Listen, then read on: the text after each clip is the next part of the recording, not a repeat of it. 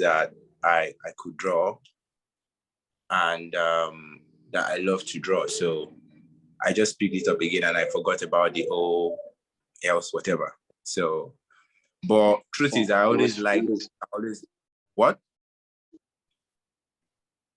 Yeah, go on, I'm listening. Yeah, go on, I'm listening. All right. Truth is, I always liked science.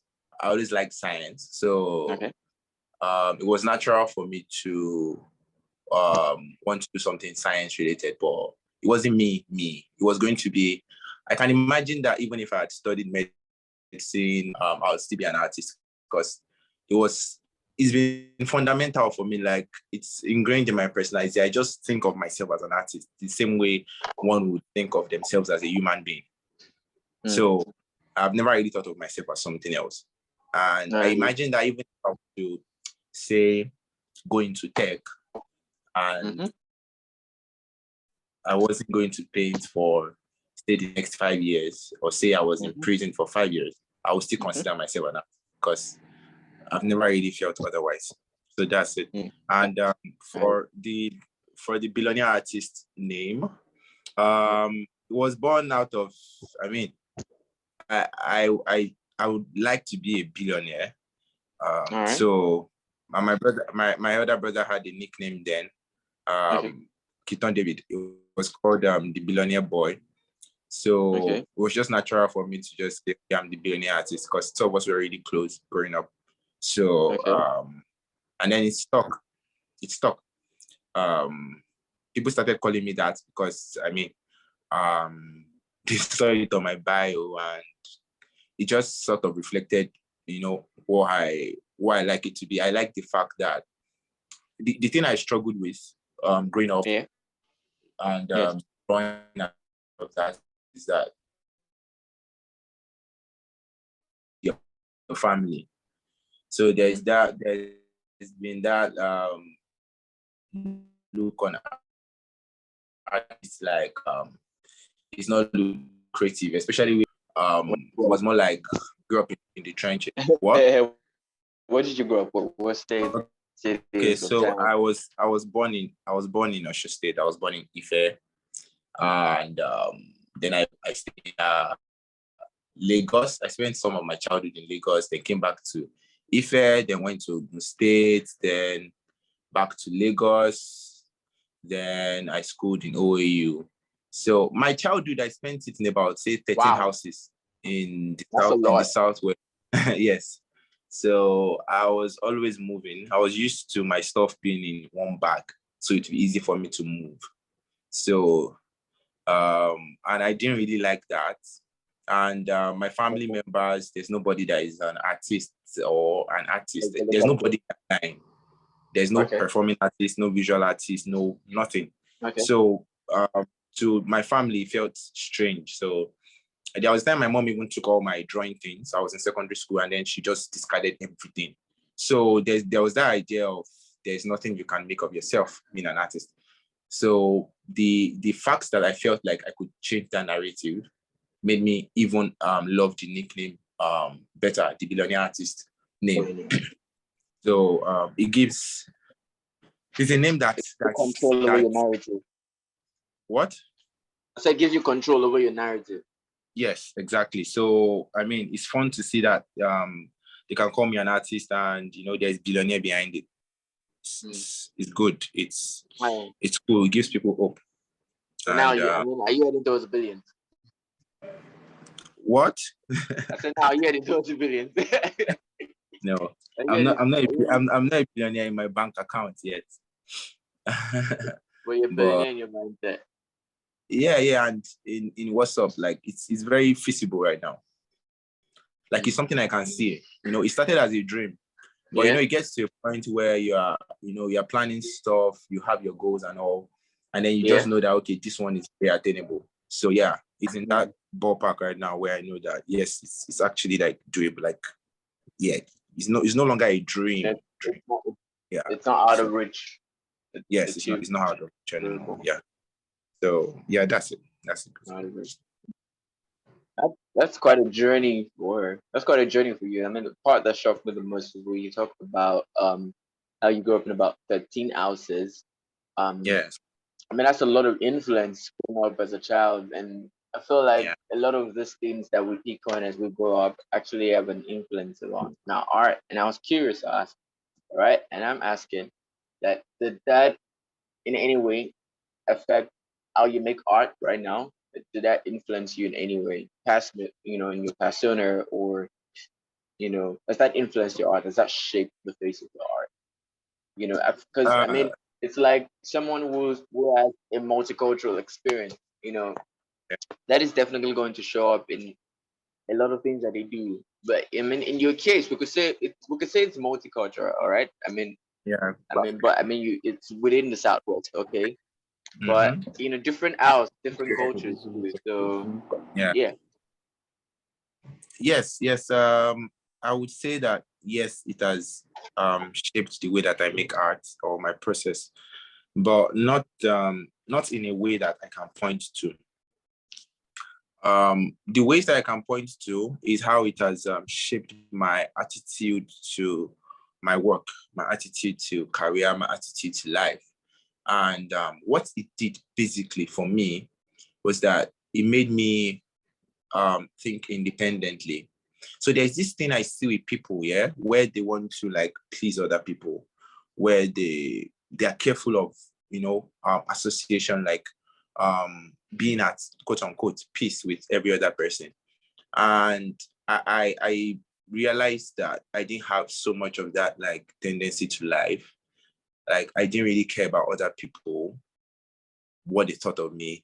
And that's because I didn't stay in any place long enough to build any bond that really like mattered to me to the point where I would now do things to please the person. So it sort of made me like um, do my things alone and figure out my life alone. Like in terms of religion, I had to like figure it out myself. In terms of career, figure it out myself.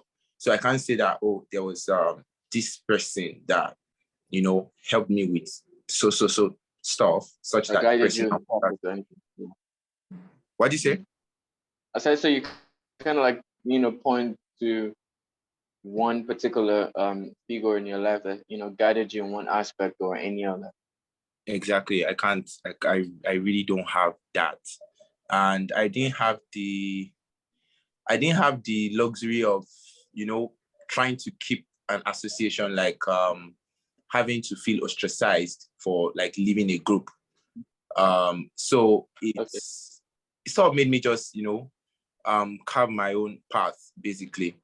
And till now, so there are some people who see that as a weakness, but I think that it's a strength because it helps me to do whatever I like.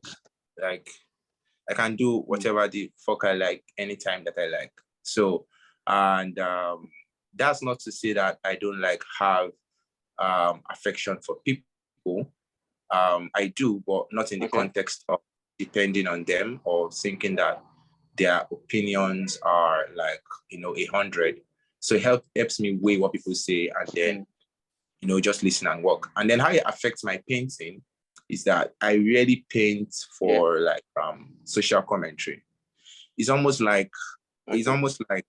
I have no business with what's going on in the world, only what's going on in my head. Okay. Because I mean, that's how my childhood was.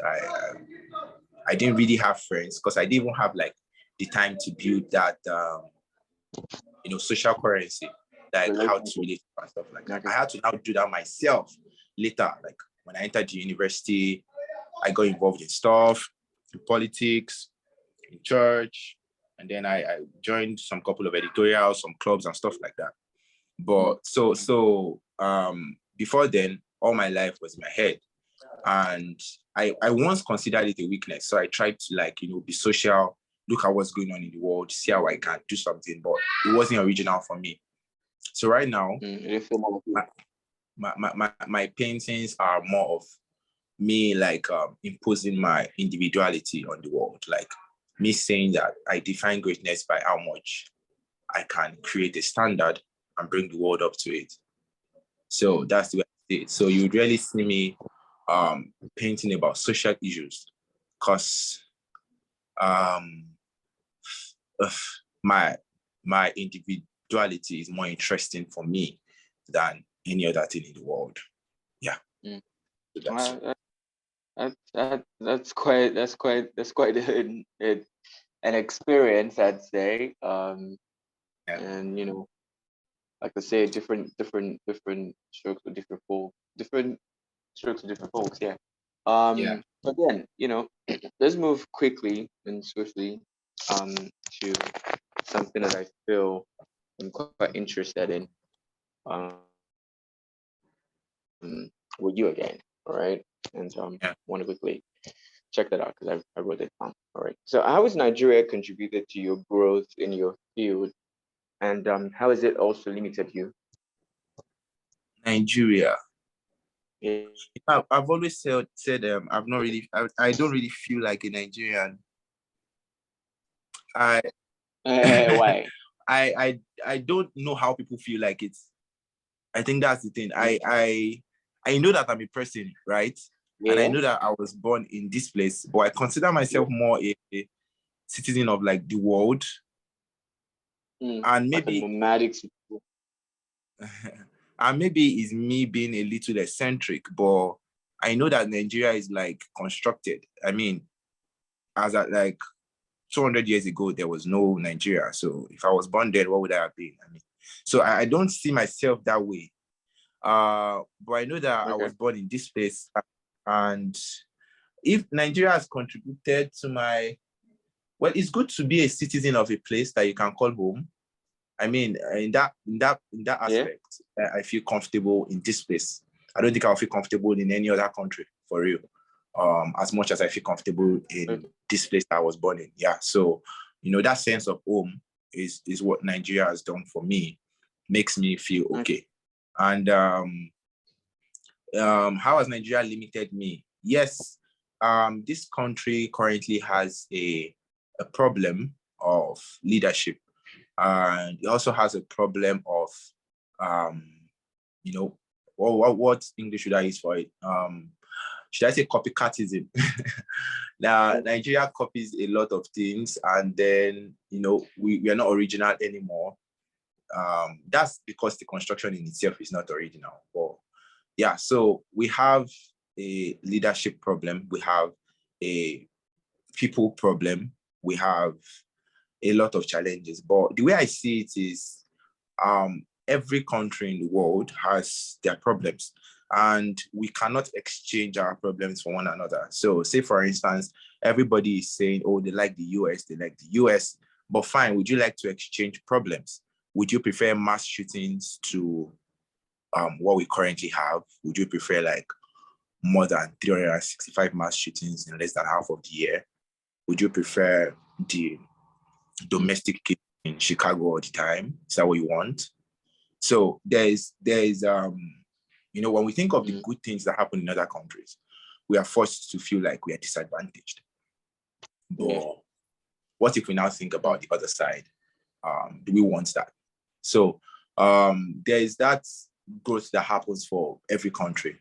And me seeing it from that perspective doesn't make me feel like I am limited being in Nigeria. And I know that I want to travel like the world, but I know I was born here and I feel most comfortable here. So, and I wouldn't want to trade that for anything. I wouldn't want to really go and start constructing a home somewhere else. I mean, why go through all the stress? So, yeah, Nigeria has limited me in that sense of, bad leadership and the people not taking responsibility enough for many things. So, yeah, but I mean, it's the world now. The world is progressing and the world is not there yet. It's perfect, but it's not complete. So, yeah, that's it. I like the way that you put it. Interesting, interesting narrative. Especially when you talk about social constructivism. So, I feel like everything is constructed. Really, back to ask the question. I feel like everything is what? I feel like almost everything is constructed. Like Vex to ask the question, what is even real? Yeah. So let's let's talk quickly about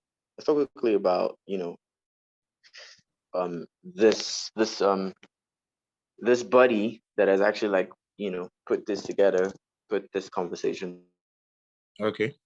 together with you, young writers and creative awards. It's a branch of Yeah. TC, and they Yeah. focus on recognizing young creators. So and you won their visual art category last year. Yeah. So how did you feel like getting recognized and win that award? I'm not used to it. So I'm not used to it. So for a while I didn't know how to feel. Because what I'm used to is the art community generally prefers to, have art or artists that do a lot of social commentary.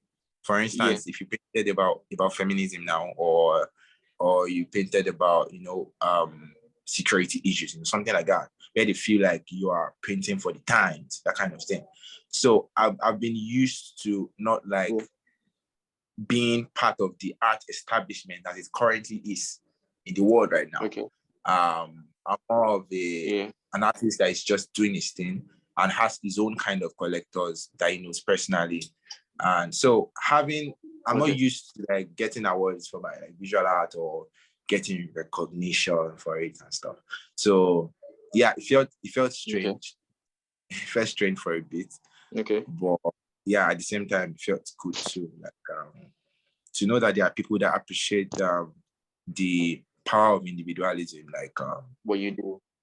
People that appreciate the soul of an artist more than the soul of the society. It's wonderful. So yeah. Nice. Yeah. That's good to know. That's really good to know. So let's quickly talk about on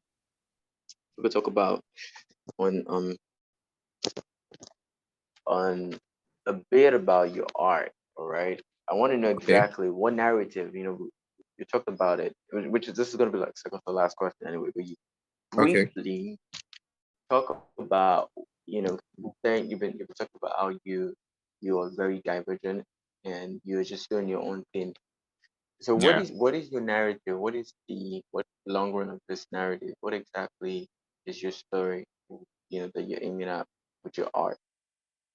Okay. That's a wonderful question. So it's like this.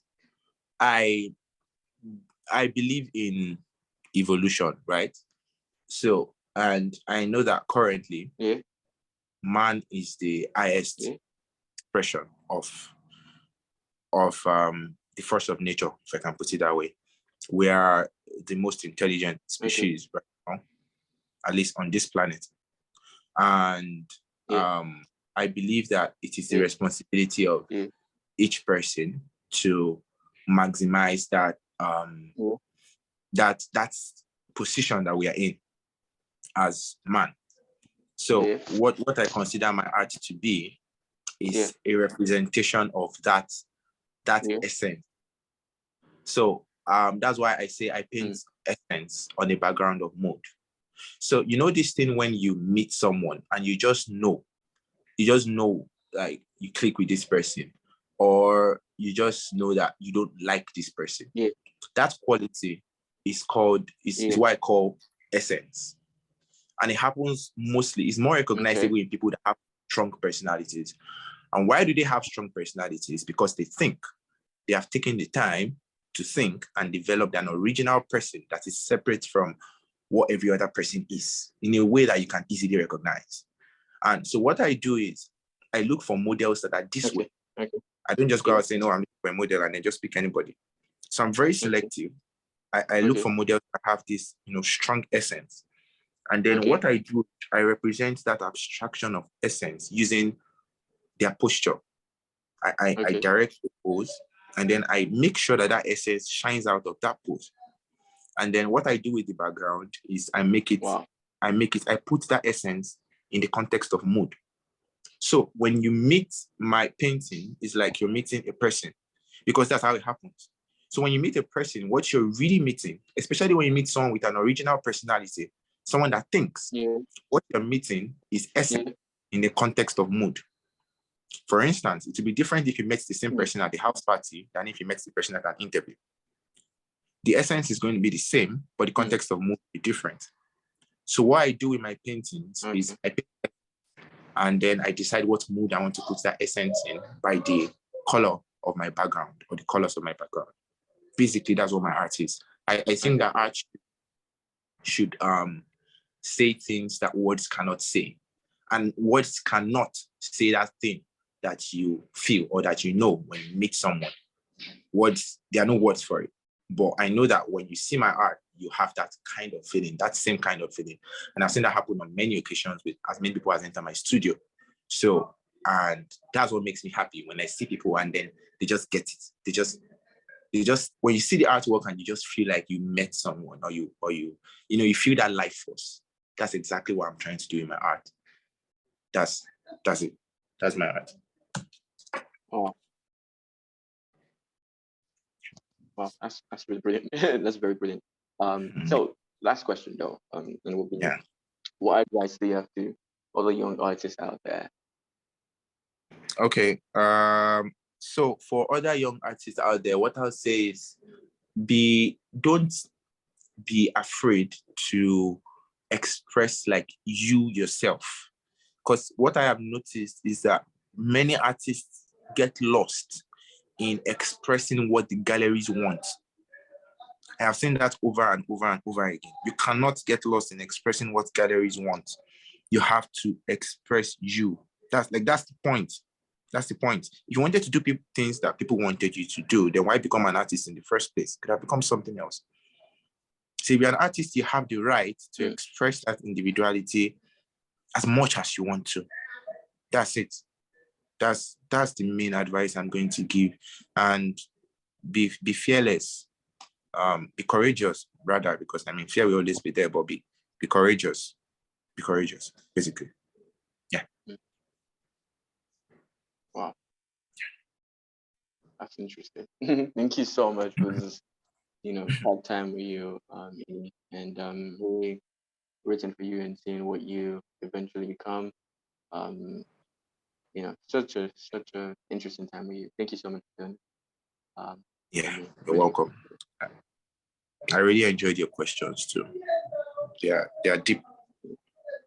It's ending off the rear right now. The rear.